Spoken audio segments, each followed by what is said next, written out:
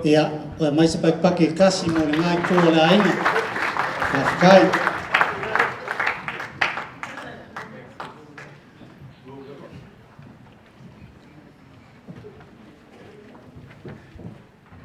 Ia, ma lo la le usa.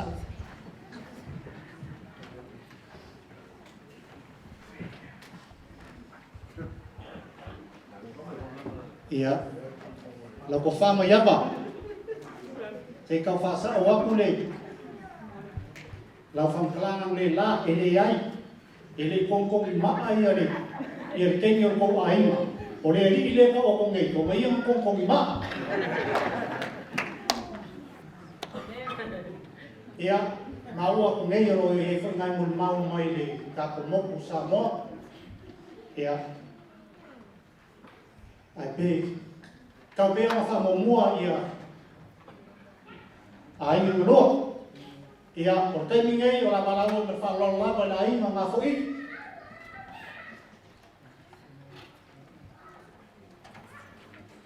ta tu ai ga ia le ka la ba boa o le ai mo le o la ma se se la mo na sa ma I o le o fio fa ia sana mo mau mo ka ma ai nge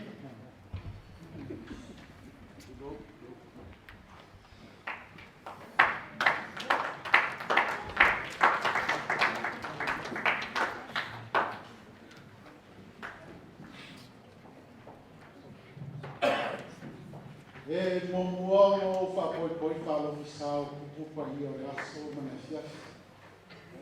O ala fio mai su da whenga nguna kofi e pua. Kei ngangi e sa boa o popo. Ai ngarua. Ia maise ki ngā mai whala. O lo ingoa o koa ka vika. O lo ka maa. Ia o le uso kuofe whasiku. Klaim na yang aku ko. Dia mo na la kai ko. Ola mo ni mau. O kele mo ni mau I kuranga o winga ne nei o ko inga. Wa le o mai kawa. Kele la mo ni mau fa sanga ngai ko le. Ala o kala ngoa. Yo mai ku fa le nei.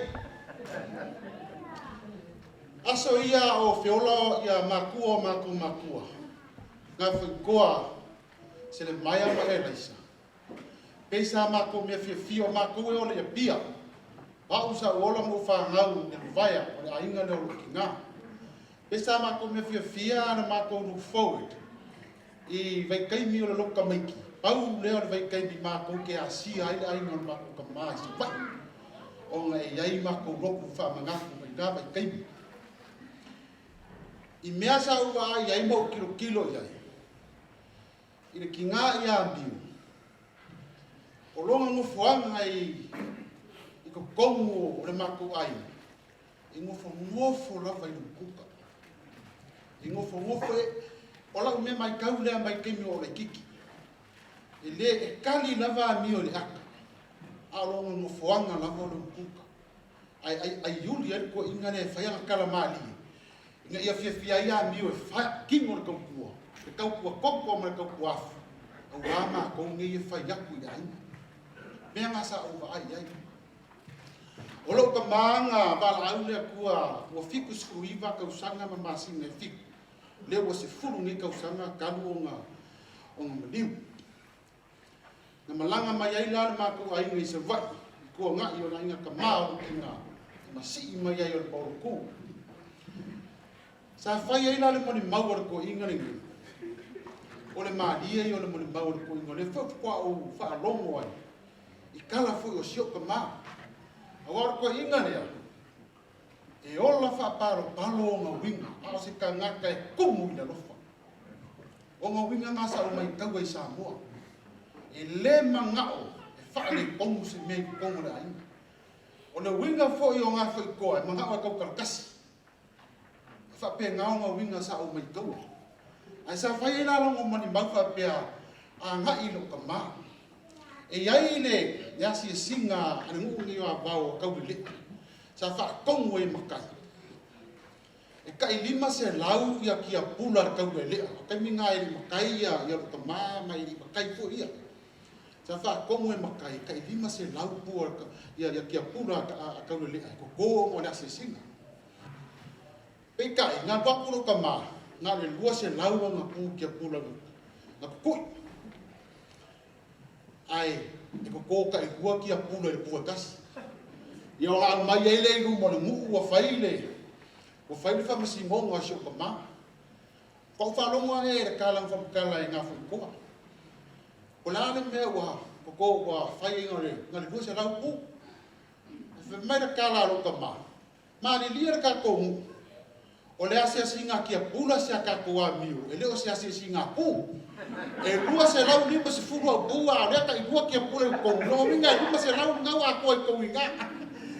Wa nga so ka di ere ma ko ai nga fo i. Fa makalanga i ko inga. Aso ia. Kei mo ka nga palo.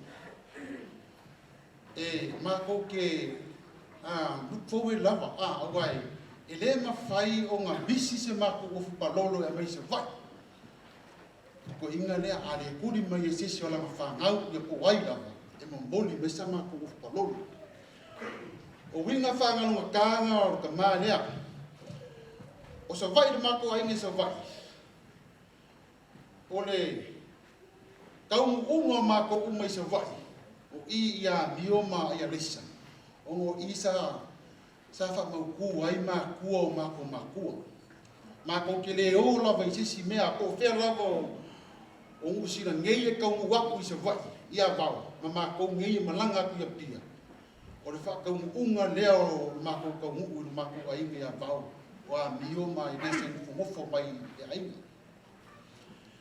o la mo ni mau ngai ni ia fiafi e kele winga fare le leio ka mari ngi la mai kau nga ve ke mi pifo nga mo maula fi ai kele fo yo nga winga le sa o wa o nga mai ai a wa wa fa pi puila ma ko fa fe ma ko ai ma ko fa a ngu e sa va wa ma ko ke lo ma ko fi ko ma sasa a o lo usu ma ko la sa ma fuka il ko inga ne ko kiki a ko le ko fa ka usanga o fo sa va e foi mai ele foi bem mo se le leia pia ngau le anga ngal fasika ngaka o me uma sa o mai ko inga le ia o sia mo mau nga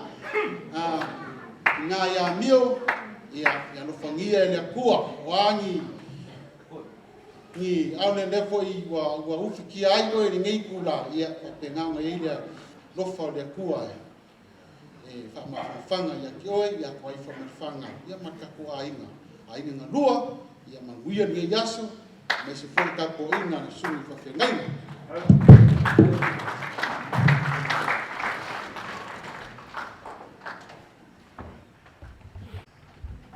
kai la fa ko ia mau aku ngei ia o ia ko finga ro fi fa sa mo mau ia ora ko aku lo la ngol ko finga ia lesi my Lord Christ Church.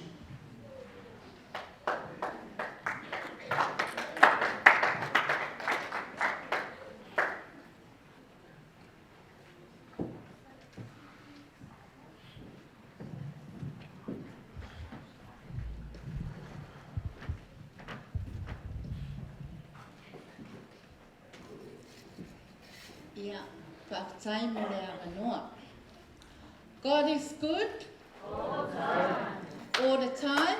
God is good. Ia vi ia le tua. O te la mona, ua me vela fo le fala. A ole e whaia sa o mole mau.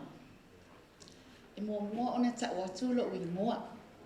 O lo mua o lisi, o au o le tama a le tua fine o le tua ina lea. O lo tina e ulu matua la vai teini. A o le li lea e pito e la titi tama. E le whaia sa o mole mau le tangata lea wa. O leo o tau whaalongo i mōli naua le whanau e tusai ma le lātou mautanga ma la lātou tamā. Aoa, no usau lunga i, e fia usu sa upese, o te whaamawai ai i lo anko. Awa o te iloa, o mea o whaia sa o tau sau noa iai, O le whaela o toi whaamatala. Ia ma umi ai lo tātou taini. Ma tama whailo tātou a inga tātou ho mai. Ta whaapo watu.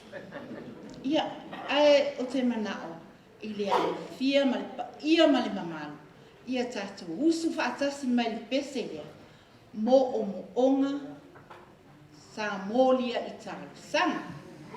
Ia, tātou usu whaatasi mai le anga lo matua le anga le leo o malulu te le lo i Christchurch. O le mena o le anga le leo lo matua. Ai so an mai whaatai. Mo o mo onga sa molia i tālu sanga.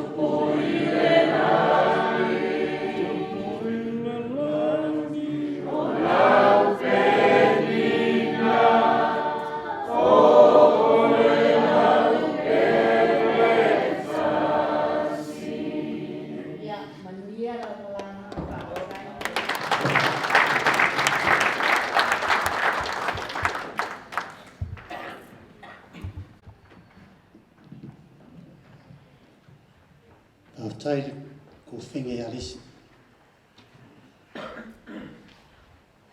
Ia e ke lea mori maua o mai no ngei ma ka ua le ma ngei e ei no ngai ku wha ka mai ka. Ia ma ka ma fo yes ka ma ku mama. E man ko e malanga ku Samoa le kisimasi o ke ngei. Ia o le le siaso ma ko asiasi ko iuka. Ia o ngofo mai lava ka mai ko ngol faleo o mare. Fanga me i vo i le ko me ki rai ki vo i e o ka fanga i au Samoa. Ia e ngofo mare fanga me. Ia e ka kia fa pea pe ongo e ma. Ia o visiri le ko inga. O le nga fanga me.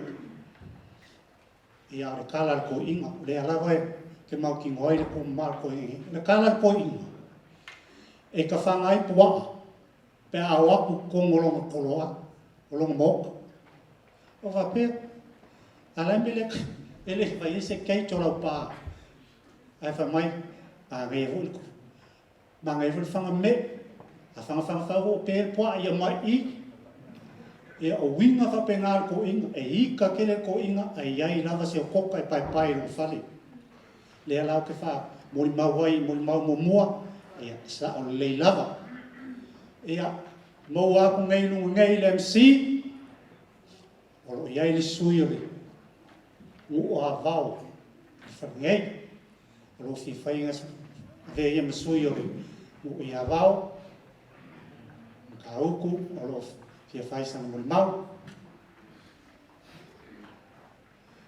Ia le ko fa ia ale au loko a suiva. Alo wa mo ngai ma fa ro lava.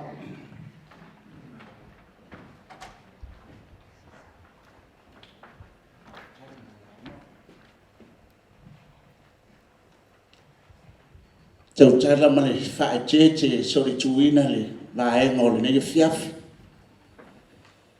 Ya le pa io le ofenga luego ainga na lua ni au polo ma ni au ainga na sausema ma whaatali. Ia e mese foi sa mo o poto ma le pa ia o alo mwhanau e whaasino ia lealai au loto na fu toa ai resa. Ia mo le sira fia o a o lealai au loto le tau talatu. Mate matai whaatasi ma le to ina lea.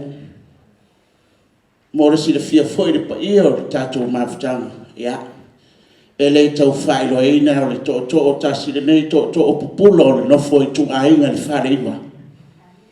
Ia e mese foi ia le whaitonga o upu ia o le whare mta autu. Leanga o lea ua tāpā sa mātou mori mau sa mua i le masesi o malanga mai. Ia e le o fio mai foi le fionga i le sui fonga fitarai o le mota.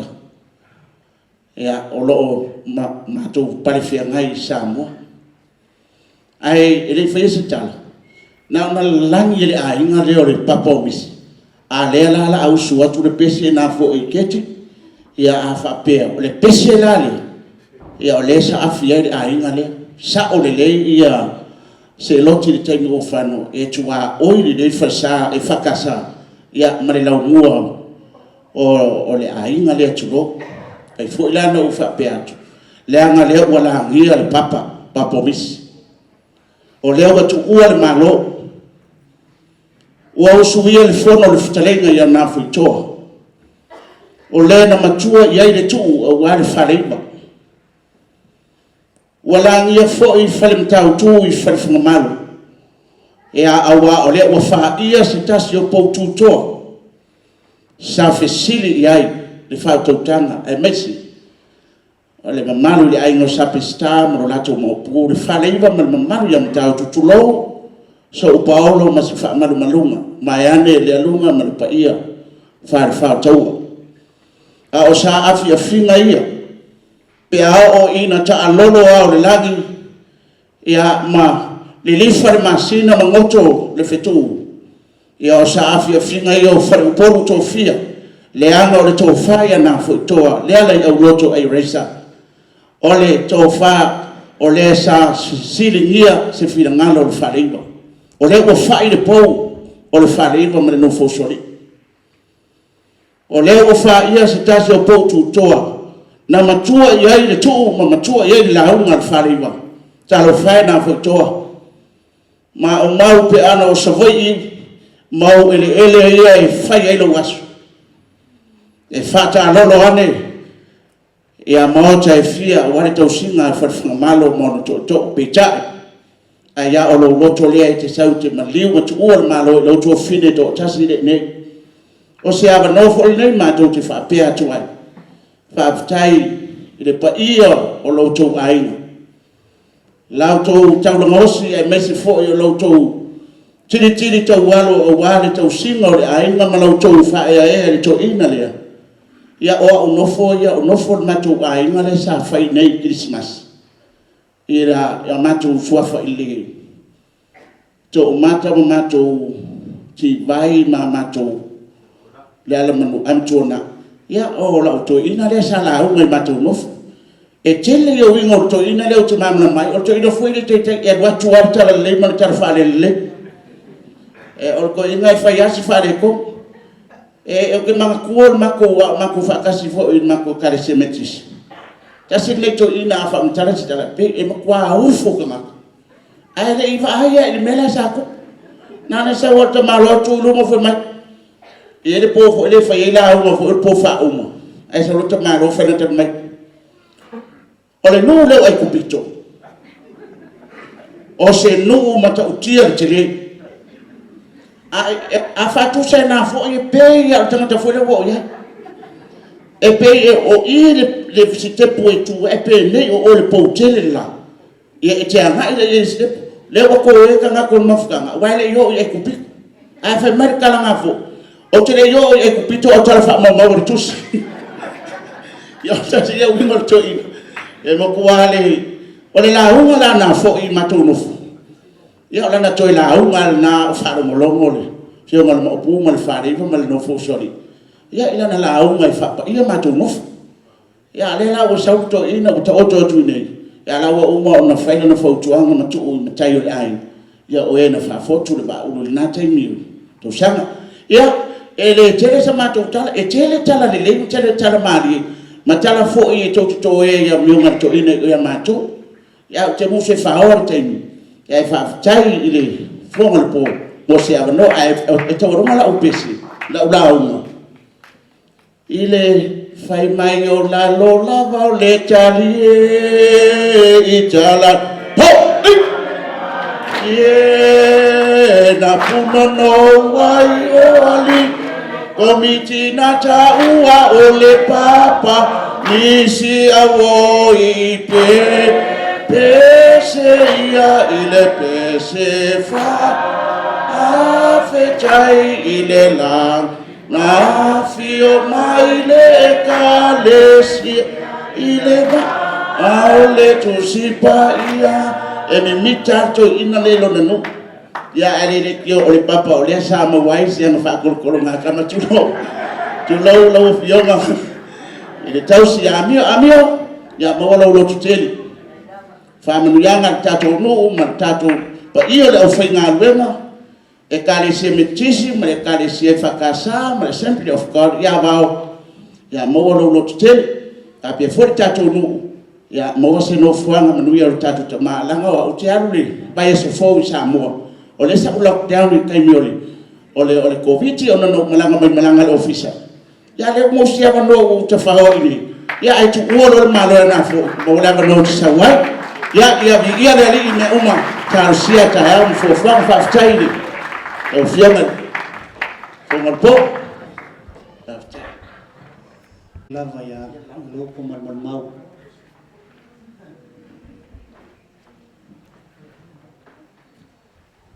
ya la ko si mai ya ngafu kavika ya ora ku lo ye le ngoa ka klero.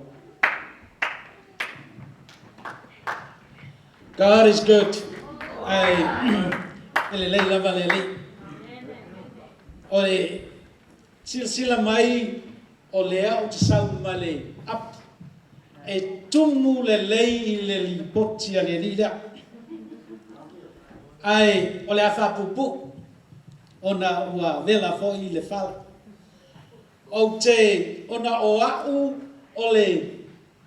o te vai atu wa lava e matua i le vaenga atoa le i le va o le tina ia mio ma le tama ia na futoa o au ona fo i ta vita keti o lo tama le na e ngoa ia keti o le uso ia na fo i ai resi e mua la tala e whapea. Ona o lea o na o whalongo i le mānei o le avatu o le love story o le tamā malitina. Awa o au lea na whaia ma pei o le male boy i le between o le vālea. Ona o le tele ia wa umana tusi umai lalo. Ai e nuani mea o te fia vatua le taimi nei. O so se whanaunga lava. E iai lava le tama au le lei le whanaunga lea. E o foi e iai lava le taimi ese matango fie i le whanaunga lea. Ae tilo nei i le prokalame na ae va ai le ata o le tamo le ata. E tele na o whalongo ai o ia leo a vea le tama pito sili na au le lei le whanau na fwoi toa silmai. O le mea fwole nana o mita e whai au ma male boy i between o le vaenga lea.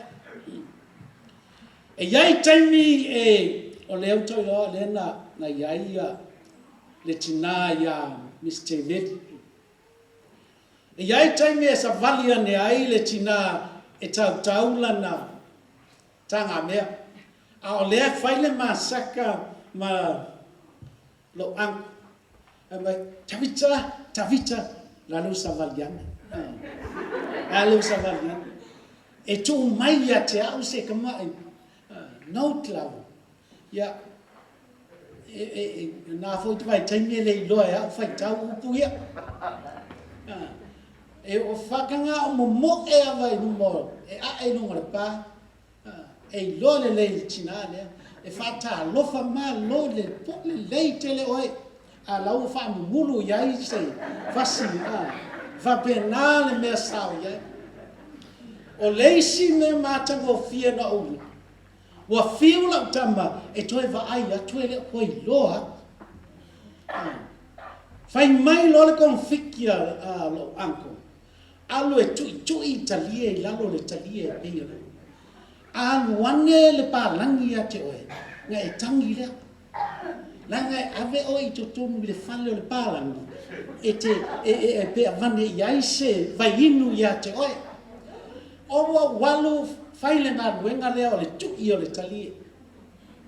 E tui le talie sau le pālangi wa umana tapu ai le leile whasamu. Umana tapu watu awane e toi sau sa tamai titi. Ai tui ia. O tangi loa. Makau lia o le misionale le tamalo le. Bo oso le lofo le tamalo le ia te mai. Atali, sau tutonu ia i ai loa le leile le. Sau e inu sau ai. Au tera o lai ai kokongu ia. Ona ua fiu ava mate va ai atu ele ai se sau fa. O tilo solo se ialu le misionale non put. Ai se fai la tala. O le fitu na nei. E fai ai mako inga ve. O peo o mea ia o te langona ai. O la lava a faile mato inga vea. O ke lafi le avai. E wha lafi leia. O wa lailo o wa unga fai ma mei poi la ava. Kari sio. Lea o te iai le kamingi. A o le taimi e pito silio na ta ua ia te. Te whata alofa atoa i le swafa manu malo Yesu. Le taimi muli o le tamana o iai le whanma. Na o whato wha atu o le awalu. O te tau nuu le whai te to ai whamai. Tawita, a fōi tawita. Sau, e fia whai atu sa tau. O le tala le toi ina lea whai mai ate. Ia o tau nofo whealwhana. O le tala muli fo lea na o i loa mai le tusi po ia. Le upo le tātou whaola a wai mai o ane. O upo e sau i fofonga o le tātou whaola Yesu. O upo le ola. Whai mai Yesu. O la uto e upo lea. Ia o tau whawhana. Na ola ngona ai le upo ale tamale. Pa o upo muli lava lea. Na ola ngona ina. I le upo le tamale. Tawita. Ia o tau whewhana. Le au sa fo i mai tātou malama le nei a whia. O te langona, o le nai a te oe le upu lea. Le anga o lai a fi ai te tonu. Le tashi persona o le tātou tama o le alofa. Tātou te ngānu lue whapene. Ai ua o langona le upu le nei.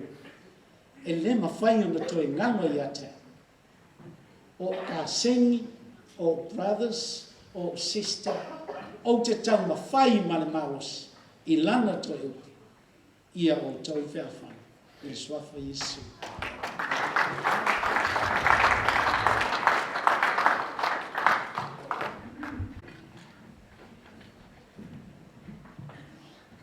Nā ronga fō.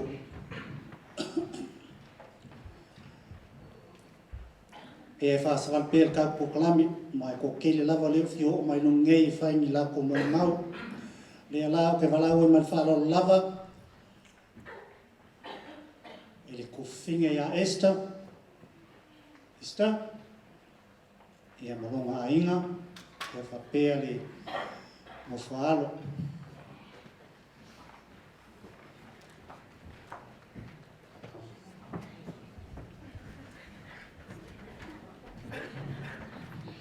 Greetings in the name of Jesus Christ, our Lord, our Savior. Ia whatalo whātu ni malumal pa ia o tātou au fia e maise o tātou ainga I lua le nei a fiafu. Ia, I would like to introduce my family. Ia osia o stamaiti leno wha o ngai atia o taimi nei. Ia maise a whanau lea, ia o le matua Larissa, Francella, ia o le lilea le e ngoa le toi ino ai reisa ia a vai tau lau. Ia. Ia se whai atu se tala la tali. Hi everyone, my name is Irisa. Name is Pa. Pa, Nuhile, Nalanga, Doi Pa, a place, miss you.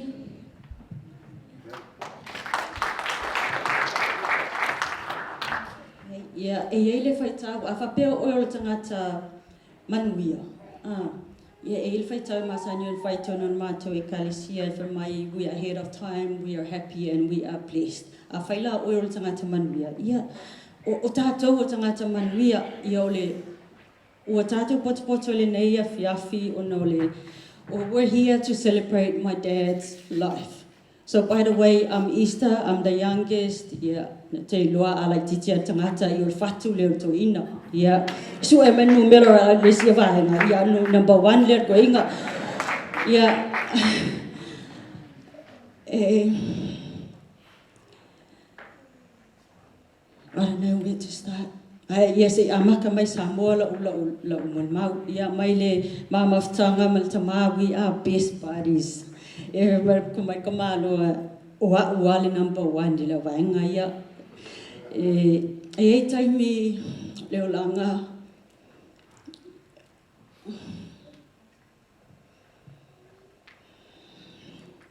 ele maftanga le toi ina o se tamanga lofa o se tamaha finau o se tamaha e finau I mea lelei. E tonu e lua lava e tangata ia I tu. O le mama wtanga ma si o tamaa e pei lava si o tamaa o lesi fo I tamaititi ia. Ona, e le taimina tu ua ia si o tamaa I le na ua o maua le telefoni le vave au. E ei ia tātou le tātou te whiola nei vai taimi. E tātou te whetangisi I le tino. Ai, o le nganga o le tangata whapea sa e whaia le ngaluenga maloloto atua. E mawhana oi le rofo le li. E taimina o mauai le tala ua o amia le tamaa. Ai pos. O te le tangi. Ai sa awhaftai le li ua whaamana waina ngā luenga. Ua mapo o ia I ona tinga. O winga si o tamaa se e whaangalo ngā taha winga si o tamaa. Mai le uolanga I Samoa, o a una muli mai nei New Zealand, mai le uolanga mai Samoa, sa o mea uma, o ki lo le leile lofa whawaleo le koe inga ia. O mea umanga ke maua, e au mai uma mea uma ia hau. Nga o ku ol mawhikanga o walwing I pia onga. Ia, o kaimi uma o ke ala koe savai. E ka ilo ele se pisingi se lo ka mai Samoa. Ai e maka o kia le lofa o si o ka mai au mai ia ke au o ke alu a le lua se lau e kolu se lau ia kupe o ke alu maa o malo fasili o fea mai e ia kupe e ngā e si o ka maa kupe ia o ke alu maa o ia pia le wao.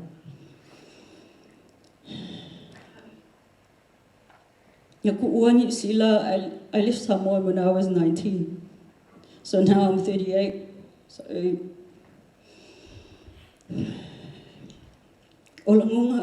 if I'm going to loco o le mafkanga o moksi e le tino, ia ai, o le foilenganga o le wala au pa ia le tua e le o se wala au e tātou.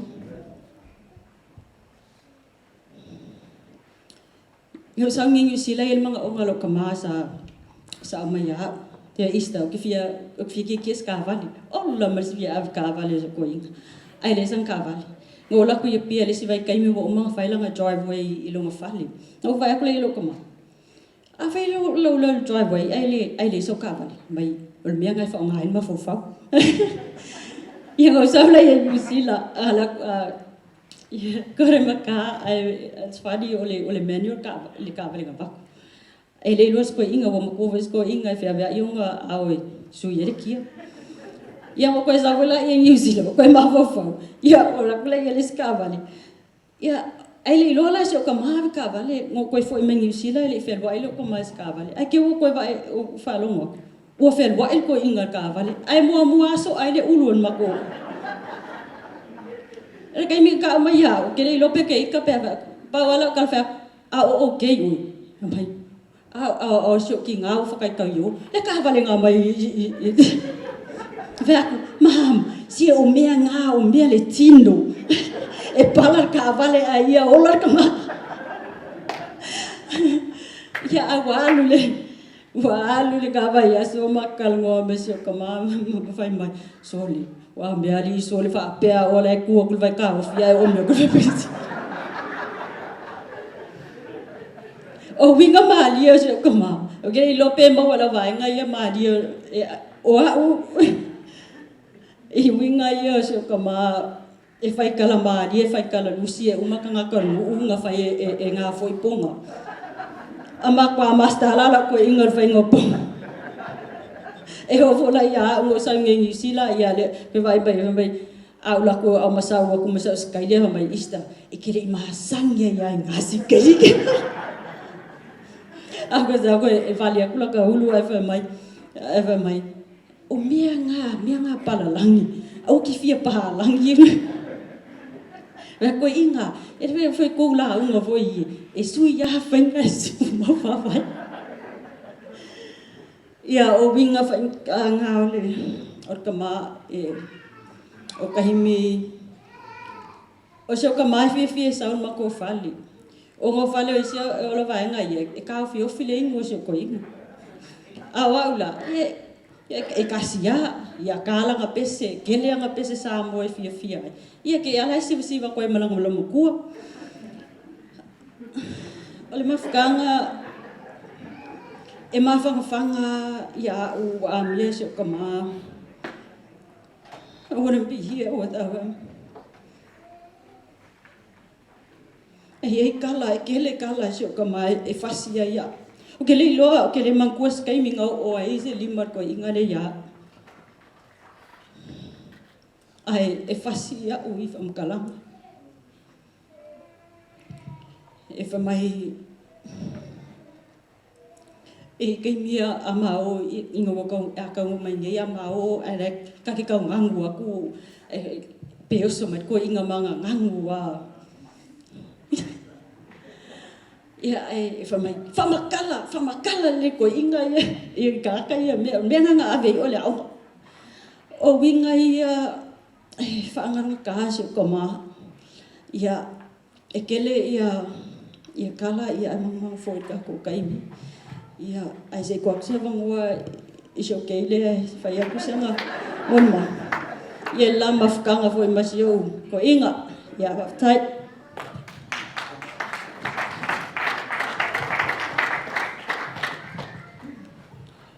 o to ina leana ia mato e kali seli sesa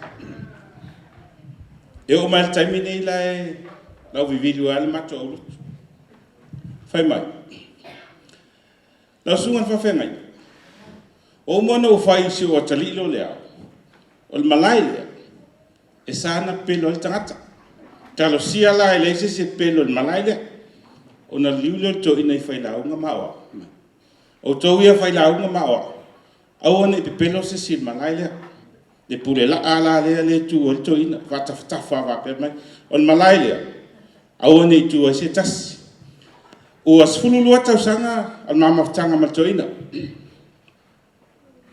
ai he's a man of words full of love. I was glad to hear Pastor Tanu said that there's another world after this. There's another life after this. I get also but there are two places. It's either you go to the good ones or the bad ones. So that's where but I was glad they said there's a life after this. Now, Vasily Toina said, what is the secret? Te masalo po se meo leono sulmon tupu tau sanga le lama ftanga matina ya mio pesa ole fang. Ova leono sul. No fuato ina mai. Leo se ole sa oa. Ole sa oa. Ie moni. A wafa maonia. Ie umi fo le soifua. O au e koleni. Mo sifia watu le mai. Ia aile fa pea o koleni umi ele soifua. Ia sa ama le ava I matua. E ia sia tama I mele tustusi. O wa toina. Fai foi se e lo fo na maftanga. O lena ta o e le uso ia selot. Time the love story el vanga. O le mele misi. Mai toina ia ta. O asoi. E te te ia tu o le tamaititi mai o le whalo misi. A le sau o se moa atoa o vela. Ia, po se hia fo taunga o to na I sa fai. E o le sina vaenga love story le na misi atui. O le si a mi o to ina ne.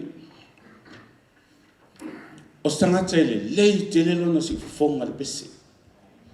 Po le ale tu ainga ngota e te pese e ilo le leia na fo e fa le tonu lo si fonga I le foi mon mawina fo ia lo na fo kit e foi fa il toina na e paulo o winga yo le toina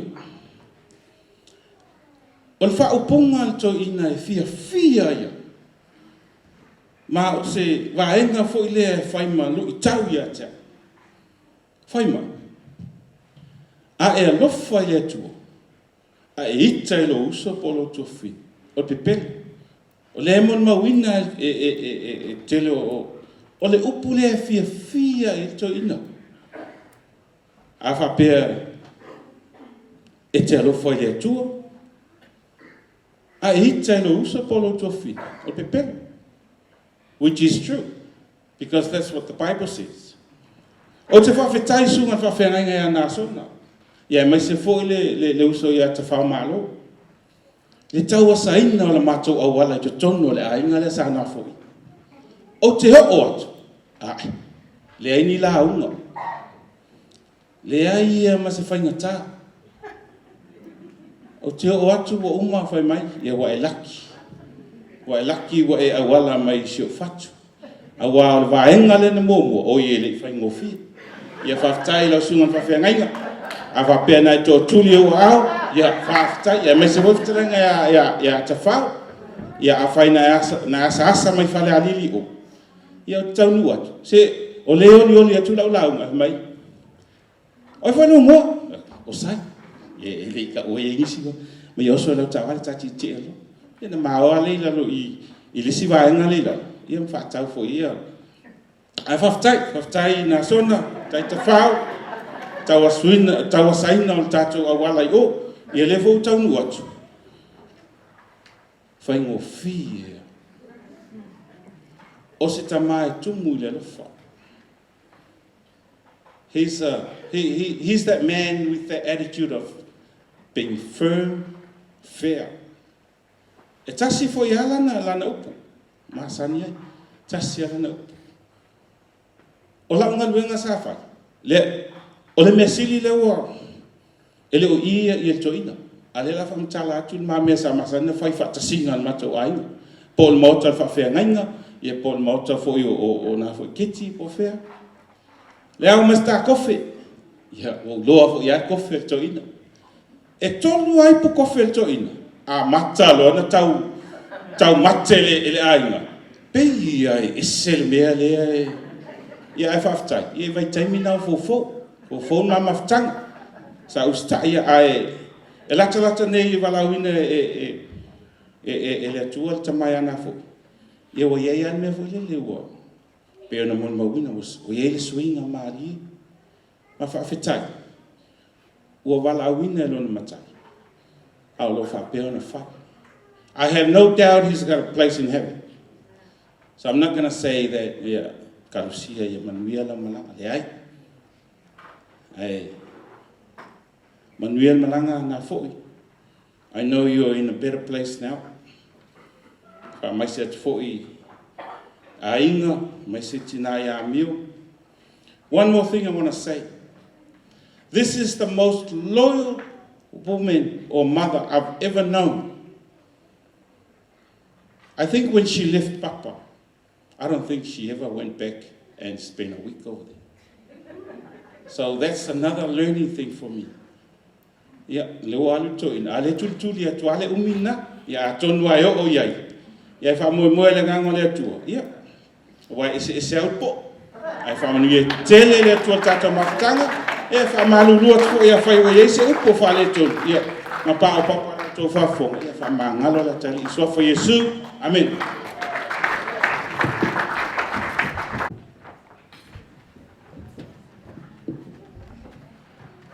Ia, ka whakai kere mon mau, pe o ka oe le usangei, ki ngā ngei, papa lava longa, kup mai ai, ia, ai, i le koe fo i lava i papa, i o le huinga ngā renga le koe fo i papa, koe fo i papa, langai māngai le papa le i, wale papa misi, le ngali li wale kuspa ia, ia o le mea wa fia ia lo makua i le papa lea. Ia, koe kolu waka ko mon mau. Ngai a fiafi. Ia ke walau ma le whaalolo i le ko finga i aneta. Manu mo whaalo, ia wawa ngore, lunga ngai.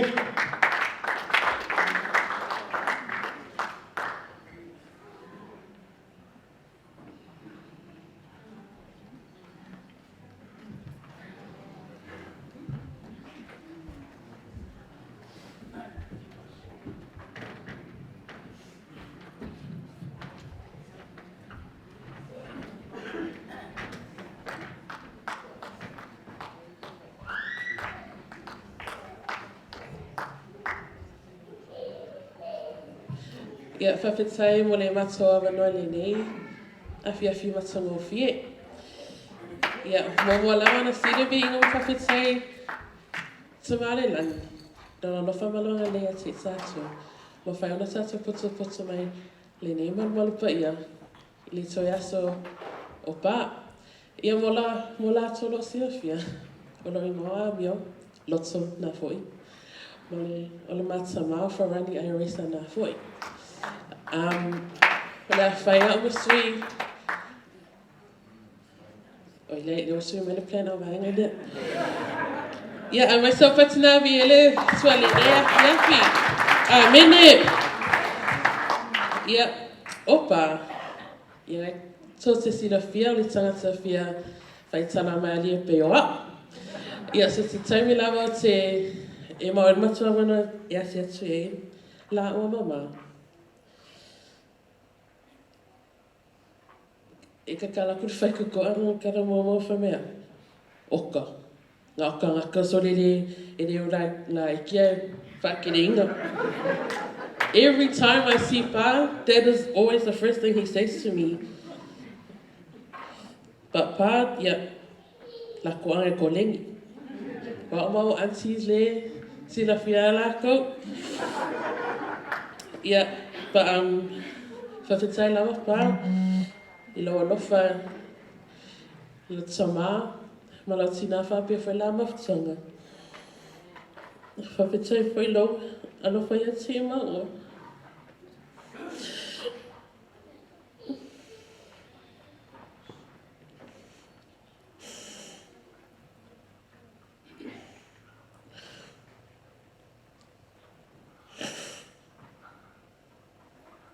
Whamangalo mai sunga sisi.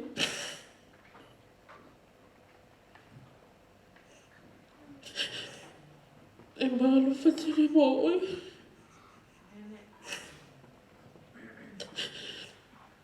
But Auntie Fanga told me maybe 2 nights ago, she said, Opa, wa ready nga ia. Au te tali tonu lawa lea talo. I found one put on a lane po. Viso soani mai na peselia. O te whama vai atu e lau granddad. Nā wala i nā wakule ama wale a whaere. E to e a whio mai e suia.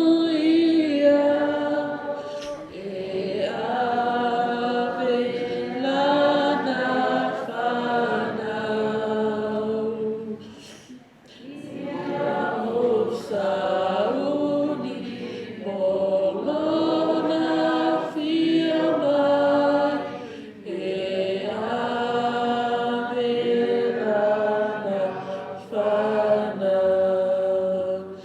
Jesus is coming from heaven above to take his children home. I must be ready when Jesus comes to take his children home.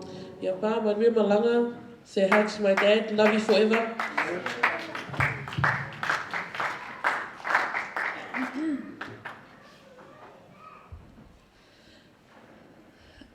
E mua mua lava na Silvi inga ma whawhitai lea tua o tatua lia mai le nei aso.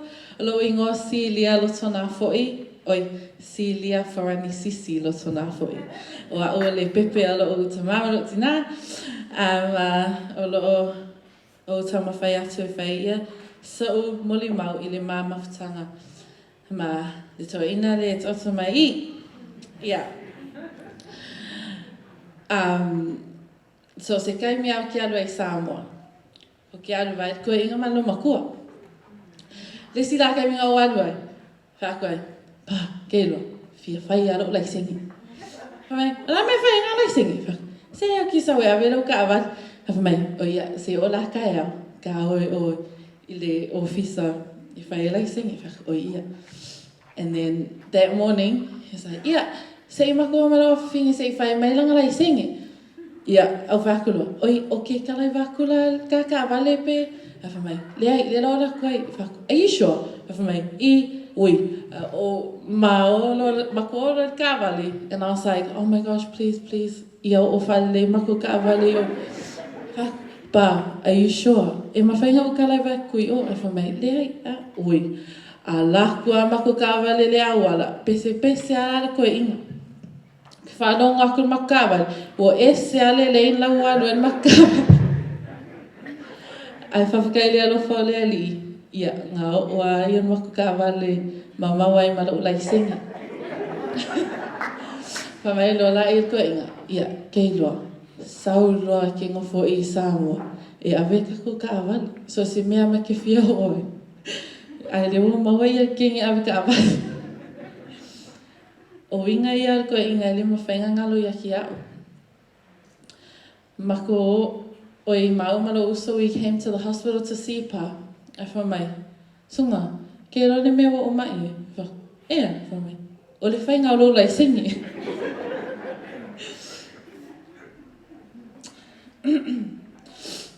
Ia, e ola le asunga.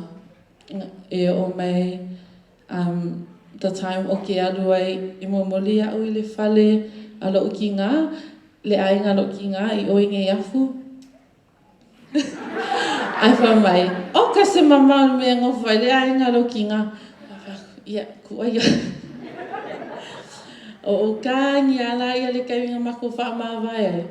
O whai ai, koe o me kai au e piki aku au. Ai whamai au, ia wala ia lau fia sau, ai ka ke lengo fwoi o.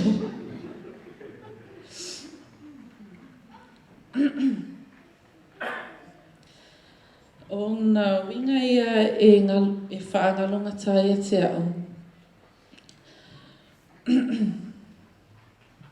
Ma o taimina mā mafutai, I'm gonna treasure those moments for the rest of my life.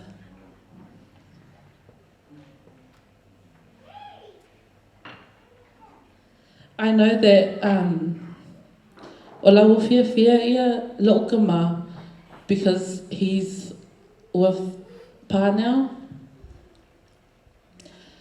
And this is a learning curve for us.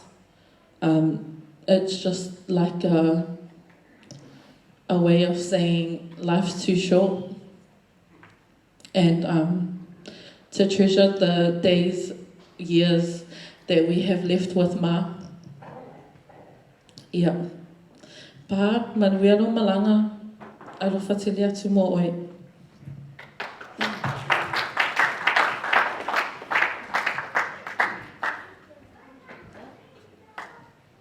Ia whaftai lava mo le amanoa. O te mua no whaatalo whaatu I sunga whawhengainga mo tō wharitua. Tupu matamali. O tō sāma o tō whainga o le ale o le iese leo le unei tangata. A le lei lava le mo tō le pā o tō sila fia le unei tangata. Ia o lo ingoa o neta le ala I au loto a ia reisa nā foi. O te sau mare nu mānai a lava leo nei afu. O tō tangtanga I mai I ona awa o mal whanau. A mia le atua ia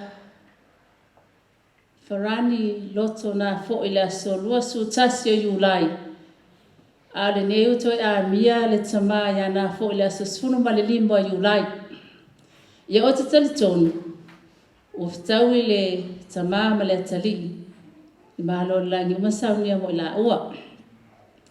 E le umi sau whamatalanga wana o tau si la fia ia le toe ina malona si o manga fo I manaanga. O le toe ina le nei, e so o malawa le tamala o tamaita ia. O le whaitala lusi ma le whaitala maalie. O le ale I tangata, pe fo o tamala tamaita ia. E le taitaina mo ma o le mea le misa. O wa fo is always have a joke like a father. Like a father is a son. Tu sa le tō rua lea. I o te whatai ai lai lea tua.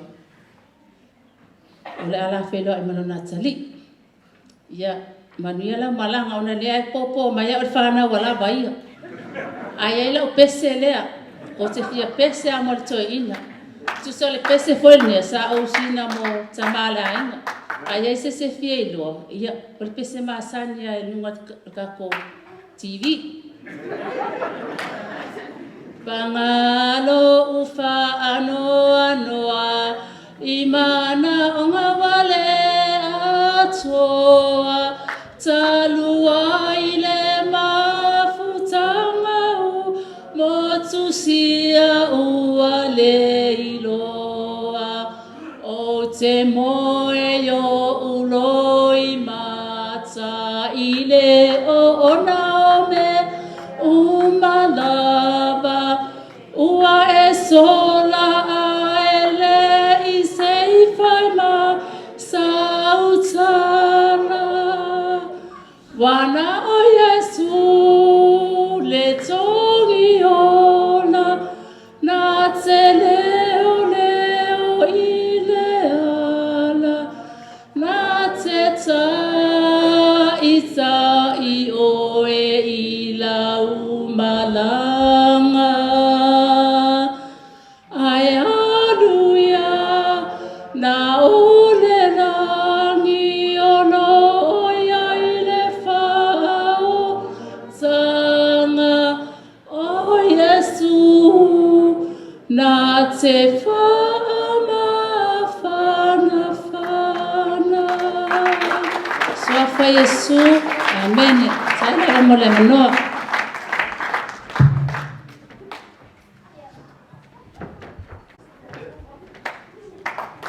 whawhikai, te ngai ngi iafu, ia whapea ngof mahalo, ma ngai al sei, ia o kele iloa le kama ngai, o whalongolongo mai lau pesi, ia ile mwhai ngo whai ako pesi furu pe iwa pe lima.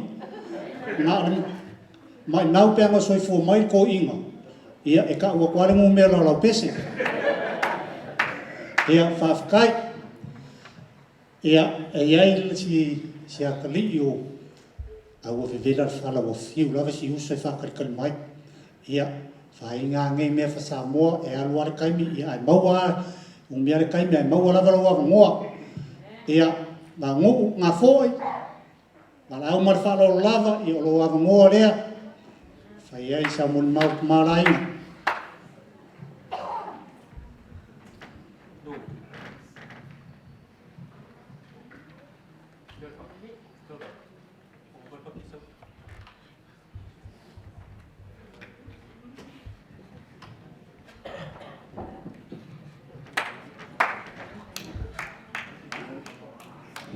Praise the Lord.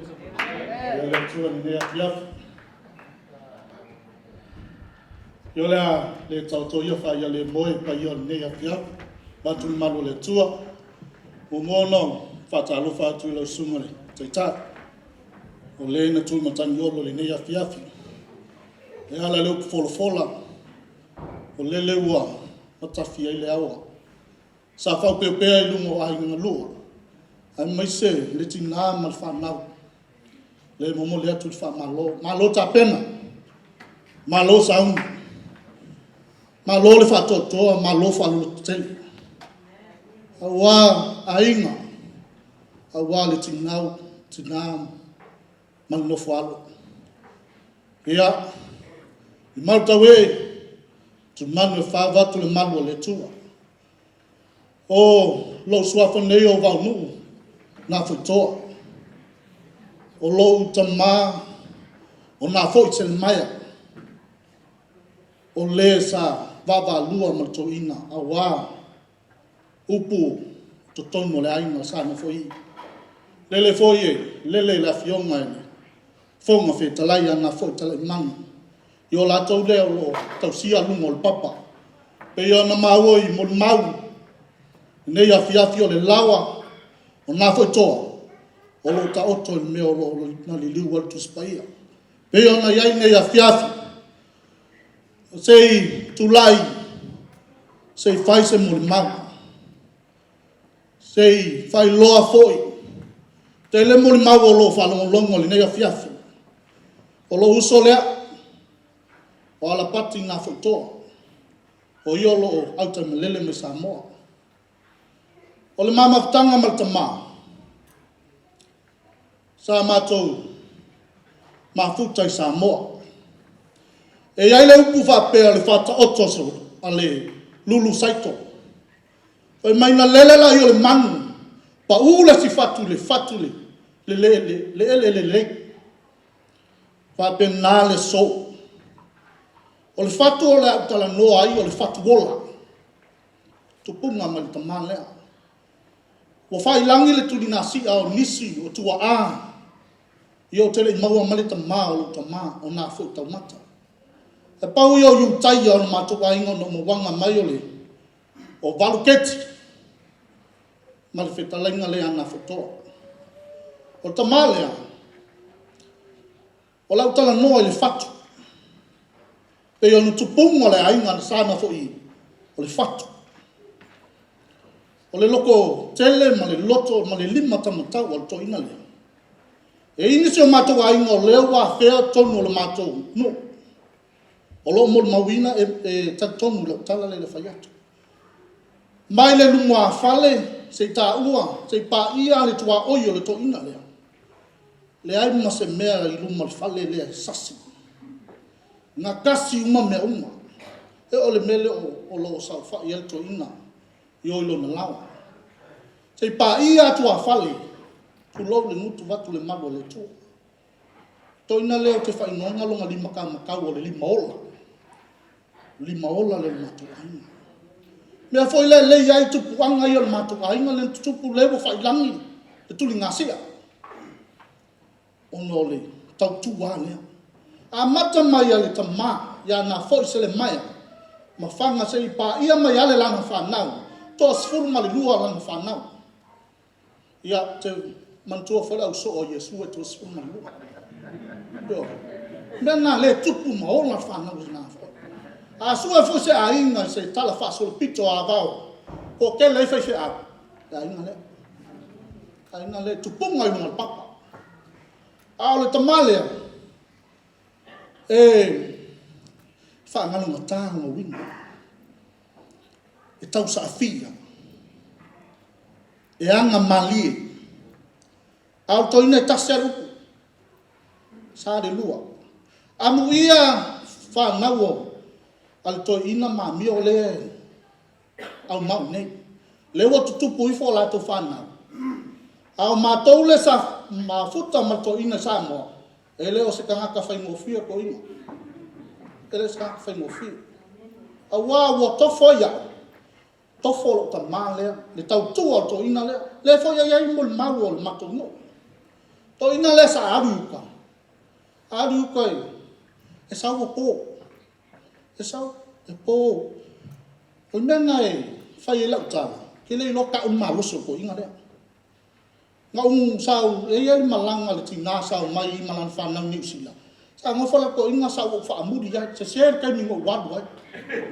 Se ser kai mingo ui e ko.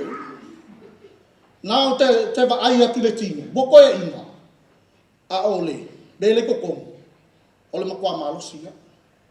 Ma ole mako inga kai ia o ko inga. Ia e mo ia lo ka mai ngalui.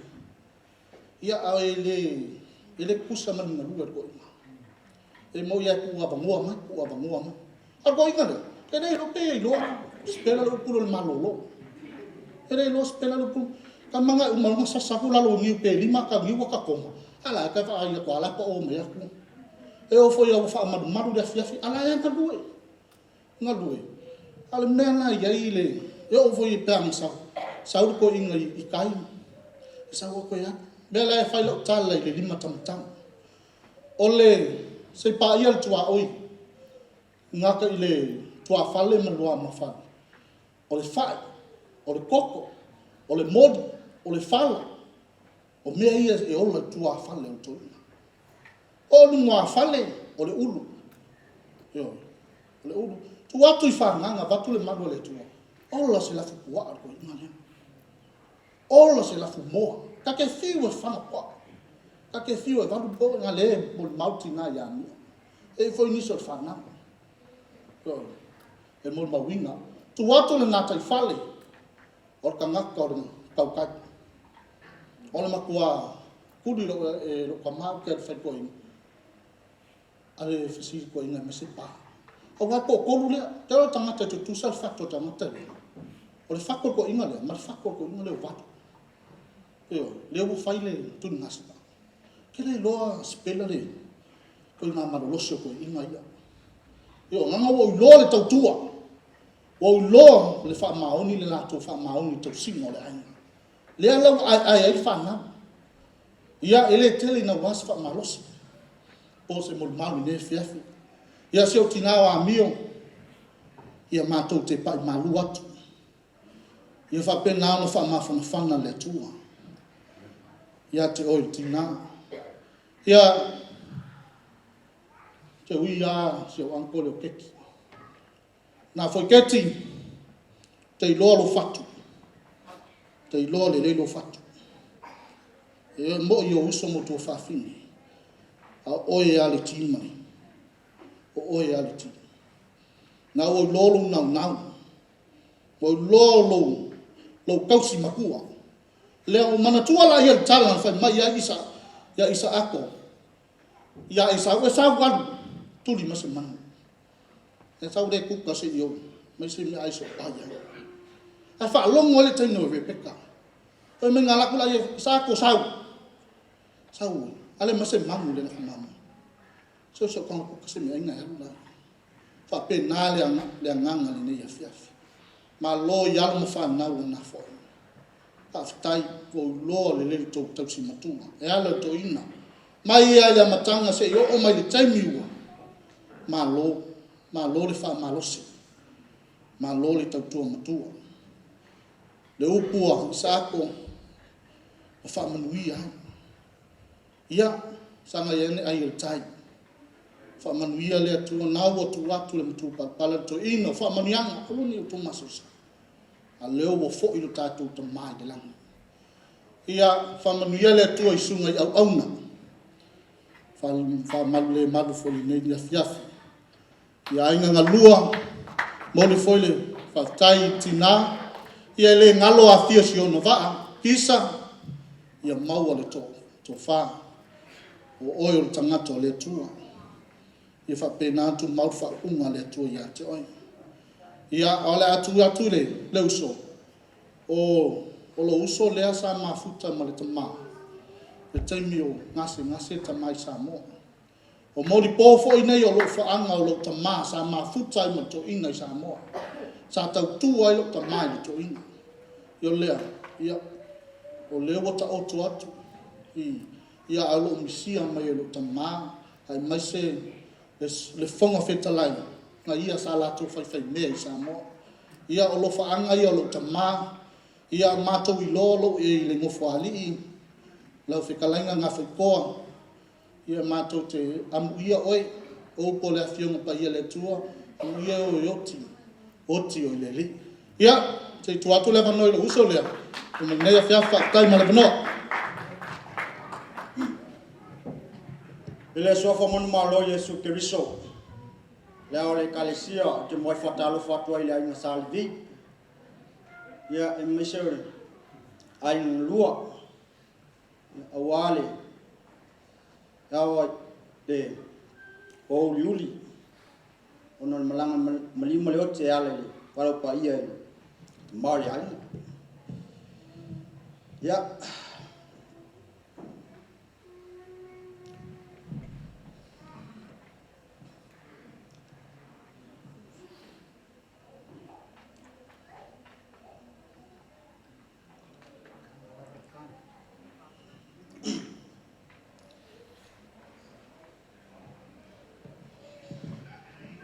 uma coisa misia ko kai mi esa wai fe awal ko inga yo kia on kala ma ye o ki kau mua ko loila na fali kala mua mua ko inga ya me ko fe ala ken ko faisa ken kala ia ko ingai taki misia ia ko koi